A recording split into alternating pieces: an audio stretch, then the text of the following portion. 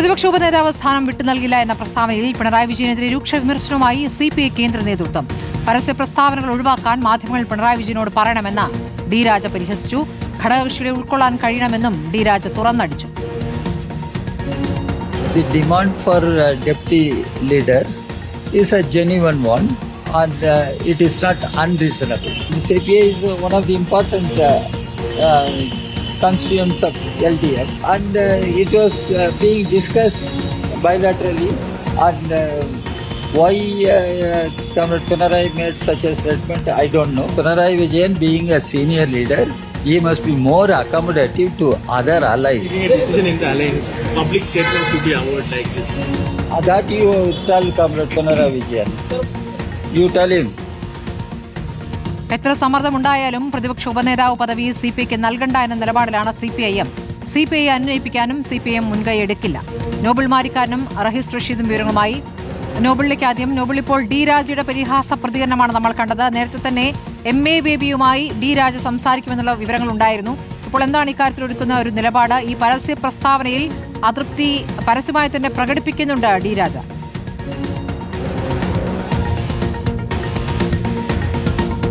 സ്മൃതി, പ്രതിപക്ഷ ഉപനേതാവുമായി ബന്ധപ്പെട്ട വിഷയത്തിൽ ശക്തമായ നിലപാടിൽ തന്നെയാണ് CPI ഇപ്പോഴും ഉള്ളത്. പിണറായി വിജയൻ കഴിഞ്ഞ ദിവസം നടത്തിയ പ്രസ്താവനയിൽ കടുത്ത അതൃപ്തി നേതൃത്വത്തിന് ദേശീയ തലത്തിൽ ഉണ്ട് എന്ന് വ്യക്തമാക്കുന്ന കൂടിയാണ് ഡി രാജയുടെ വ്യക്തമായ ഇപ്പോഴത്തെ നിലപാട് എന്ന് വേണം പറയാൻ. പ്രധാനപ്പെട്ട കാര്യം എന്ന് പറയുന്നത് ഇടതുപക്ഷത്തിന്റെ രാജ്യത്തെ പ്രധാനപ്പെട്ട നേതാവാണ് പിണറായി വിജയൻ. ഇടതുപക്ഷത്തെ ഒരുമിച്ച് കൊണ്ടുപോകേണ്ട ആളാണ്. അത്തരത്തിൽ എല്ലാവരുടെയും ഉൾക്കൊള്ളണം, അത് കൃത്യമായ സന്ദേശം നൽകും എന്നാണ് ഇപ്പോൾ ഡി രാജ വ്യക്തമാക്കിയിരിക്കുന്നത്. അതോടൊപ്പം തന്നെ പരസ്യ പ്രതികരണങ്ങൾ ഒഴിവാക്കാൻ മാധ്യമങ്ങൾ പിണറായി വിജയനോട് പറയണം എന്ന പരിഹാസവും അദ്ദേഹത്തിന്റെ ഭാഗത്ത് ഉണ്ടായി. ഉപനേതാവ് പദവിയിൽ നിന്ന് പിന്നോട്ടില്ല എന്ന നിലപാട് തന്നെയാണ് ഡി രാജയ്ക്ക് ഉള്ളത്. ആവശ്യമെങ്കിൽ ദേശീയ നേതൃത്വം, പ്രത്യേകിച്ച് CPM-ന്റെയും CPI-യുടെ ദേശീയ നേതൃത്വം ഈ വിഷയം ചർച്ച ചെയ്യും. ആവശ്യമെങ്കിൽ MA ബേബിയുമായി വീണ്ടും കൂടിയാലോചന നടത്തും എന്ന് ഡി രാജ വ്യക്തമാക്കുന്നു. മുൻപും ഈ തരത്തിൽ ഈ ഉപനേതാവുമായി ബന്ധപ്പെട്ട ചർച്ചകൾ ആരംഭിച്ച ഘട്ടത്തിൽ ഡി രാജ MA ബേബിയുമായി ചർച്ചകൾ നടത്തിയിരുന്നു. പക്ഷേ ആ ചർച്ചയ്ക്ക് ശേഷവും സംസ്ഥാനത്ത് തീരുമാനം ഉണ്ടാകട്ടെ നിലപാടാണ് ഇരു പാർട്ടികളുടെയും ദേശീയ നേതൃത്വങ്ങൾ എടുത്തത്. അതിനു പിന്നാലെയാണ് ഇപ്പോൾ ഇത്തരത്തിൽ ഉപനേതൃ സ്ഥാനം CPM-ന് തന്നെ നിലപാട് പിണറായി വിജയൻ പങ്കുവയ്ക്കുകയും ചെയ്തത്. ഈ പശ്ചാത്തലത്തിൽ കൂടുതൽ ചർച്ചകൾ ആവശ്യമെങ്കിൽ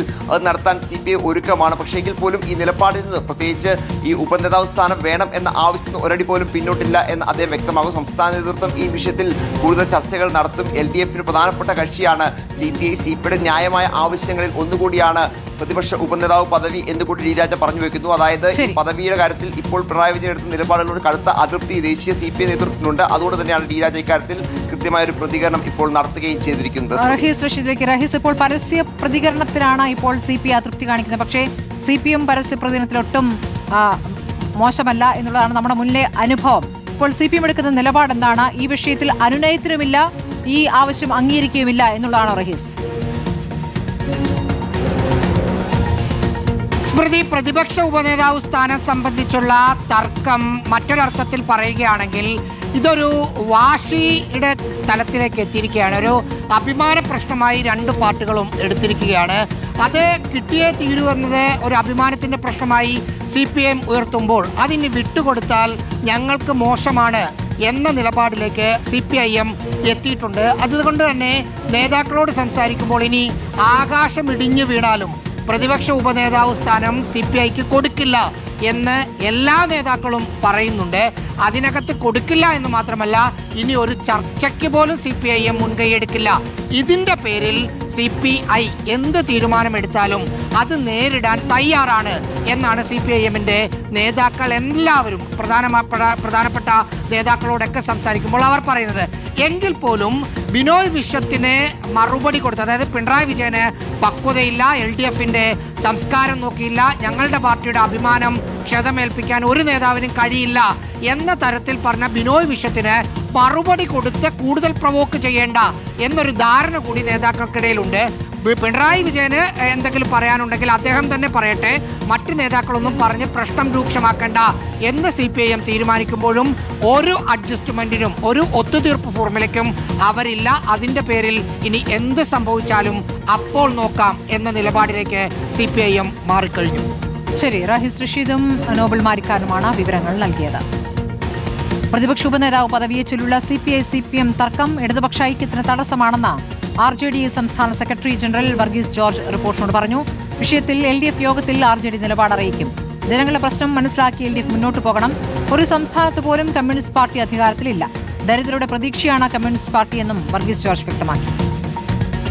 CPM-ന്റെ ഈ തർക്കത്തിൽ ഞങ്ങൾ പങ്കുചേരാനില്ല. ഈ കാര്യത്തെ സംബന്ധിച്ച് നമുക്ക് പുറത്തു പറയാൻ സാധിക്കത്തില്ല. നമുക്കൊരു അഭിപ്രായം ഉണ്ടെങ്കിൽ തന്നെ നമുക്ക് LDF യോഗത്തിൽ പങ്കെടുക്കുന്ന ഒരാളെന്ന നിലയിൽ LDF യോഗത്തിലല്ലേ പറയാൻ സാധിക്കത്തുള്ളൂ. ഇന്ത്യയിൽ 28 സ്റ്റേറ്റിൽ ഒരു സ്റ്റേറ്റിൽ പോലും ഇപ്പോൾ കമ്മ്യൂണിസ്റ്റ് പാർട്ടിയില്ല.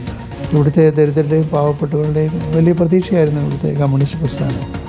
ആ കമ്മ്യൂണിസ്റ്റ് പ്രസ്ഥാനം ഈ സാഹചര്യങ്ങൾ മനസ്സിലാക്കി ജനങ്ങളുടെ ഏറ്റവും തീക്ഷ്ണമായ പ്രശ്നങ്ങൾ ഏറ്റെടുത്ത് മുന്നോട്ട് പോകേണ്ടതിന് പകരം ഇത്തരം കാര്യങ്ങൾ അവർ കലയിക്കുന്നത് ശരിയല്ലെന്നാണ് എൻ്റെ ഗവൺമെൻറ് നയങ്ങളെ വിമർശിക്കും, അതിനെതിരായിട്ടുള്ള പ്രക്ഷോഭങ്ങൾ നടത്തും എന്നാണ് തീരുമാനിച്ചിട്ടുള്ളത്.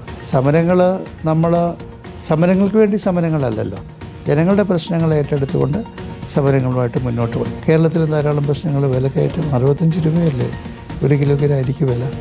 ഇതുപോലെയുള്ള ജനങ്ങളുടെ പ്രശ്നങ്ങൾ ഏറ്റെടുത്തുകൊണ്ട് മുമ്പോട്ട് കൊണ്ടുപോകാൻ ഞങ്ങൾ തീരുമാനിച്ചു.